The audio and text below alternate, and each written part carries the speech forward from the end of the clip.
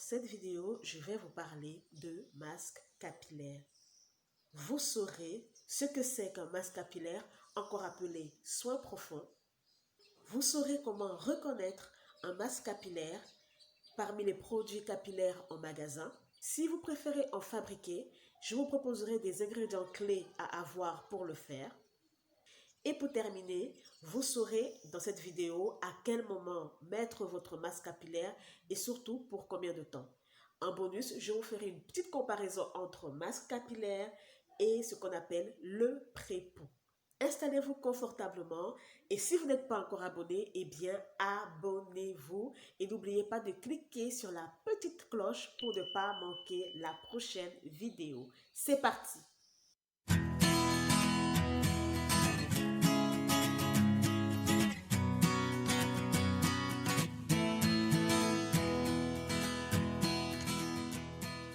Hello les colis, je suis très contente de vous retrouver dans cette nouvelle vidéo. J'espère que vous allez bien, j'espère que vos familles se portent bien. Aujourd'hui, nous allons parler de masque capillaire. Mais avant de commencer, je voudrais dire un grand merci. Je voudrais dire un grand merci à tous ceux et celles qui sont déjà abonnés à ma chaîne et qui m'ont adressé un message d'encouragement et un message de sympathie. Si vous n'êtes pas encore abonné, eh bien abonnez-vous pour ne rien manquer. Et déjà aujourd'hui, nous allons parler de masque capillaire. Et sachez en fait que c'est la première des deux vidéos que je vais faire sur le sujet. La semaine prochaine, je vous donnerai une deuxième vidéo sur le masque capillaire où en fait je vous donnerai en fait des pistes pour voir comment un masque capillaire fonctionne pour vos cheveux. Et je vous ferai aussi une petite démo dans cette prochaine vidéo du masque capillaire que j'utilise. Allons-y, attaquons donc le sujet.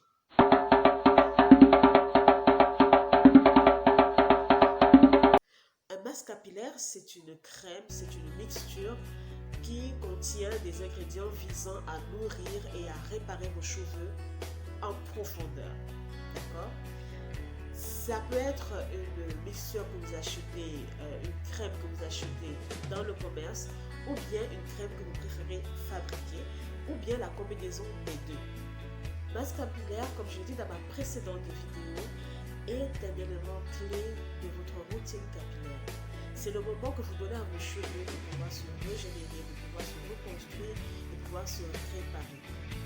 Le masque capillaire est très important lorsque vous voulez surtout réduire les dégâts que vous avez sur les cheveux, quand ils sont abîmés, quand ils sont trop secs et vous voulez apporter de l'hydratation à vos cheveux. Pour reconnaître un masque capillaire, c'est très simple, vous n'avez qu'à lire l'étiquette.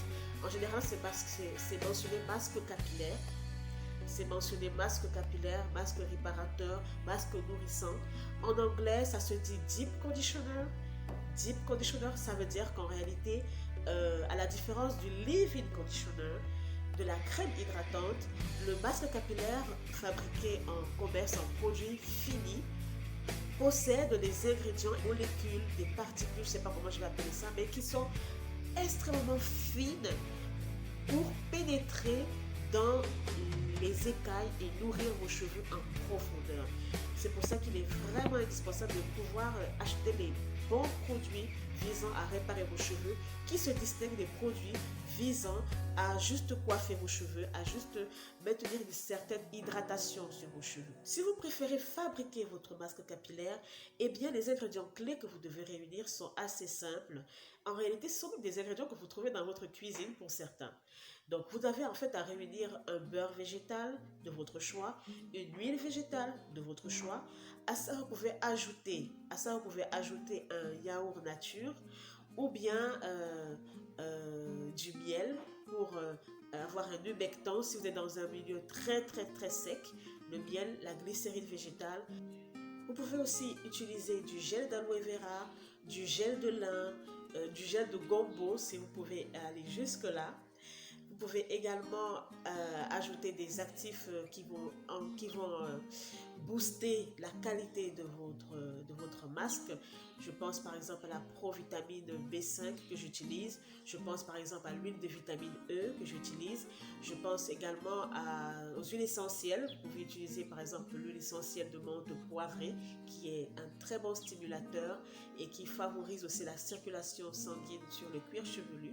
Je peux vous recommander d'aller visiter la chaîne La Cité des Crépus TV. C'est une chaîne où vous pourrez trouver des recettes, des astuces, des DIY, Do It Yourself, ok, pour pouvoir fabriquer votre masque capillaire et même bien d'autres choses.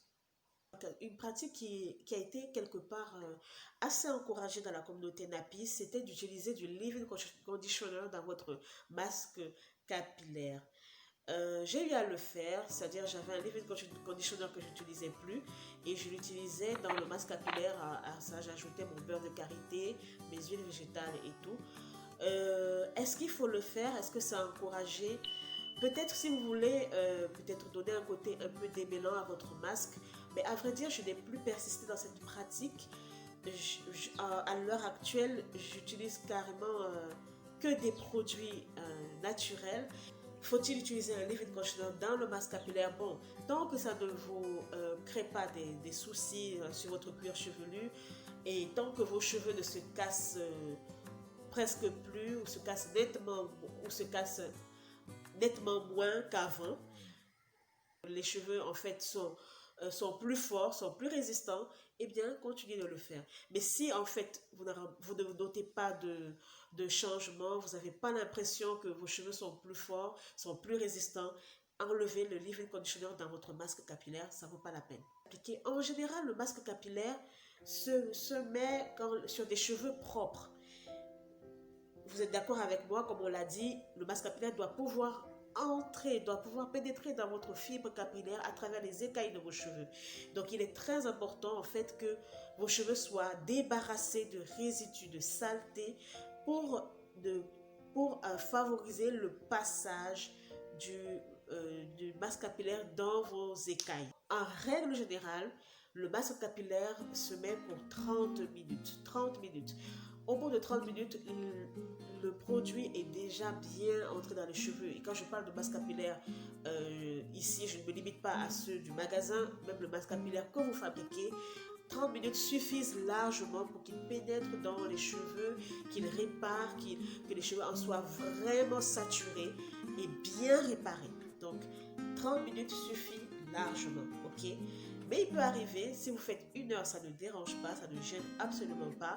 Moi, par exemple, quand je mets le masque capillaire, je peux faire 1 heure, 2 heures même avec, parce que je fais des travaux entre-temps, je profite pour faire autre chose avant de venir le rincer.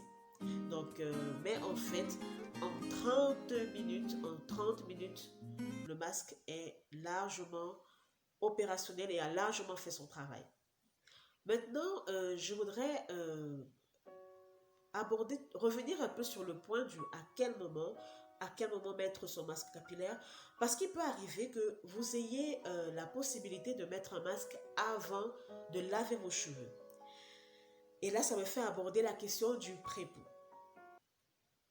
Le pré-pou, c'est cette préparation que vous faites à vos cheveux avant le lavage, avant qu'ils reçoivent un bon bain, avant qu'ils ne soient imprégnés de votre shampoing. Vous appliquez d'abord une mixture d'huile qui peut être de température tiède sur vos cheveux pour les préparer à être plus forts et à recevoir le shampoing. Surtout si c'est un shampoing qui peut être assez agressif, c'est préférable de faire le pré-pou, d'accord? Maintenant, quand je le compare au masque capillaire, c'est parce que on parle de pré-pou lorsque vous le faites et que après avoir lavé vos cheveux, vous faites le masque capillaire, d'accord? Mais il peut arriver que le masque capillaire s'applique avant de laver vos cheveux. Donc là, voilà, vous comprenez que là, on ne peut pas parler de pré-pou. C'est toujours un masque capillaire qui est appliqué avant. Et cette méthode, elle est très efficace si vous ne voulez pas perdre du temps dans la salle de bain. Et surtout si vos cheveux n'ont pas trop de produits capillaires. comme les gels, etc. Et c'est pour ça que moi je disais dans la précédente vidéo que moi je fais très rarement de pré-pou parce que j'utilise beaucoup de gel dans mes coiffures. Et s'il faut que j'applique l'huile, beurre de karité, etc.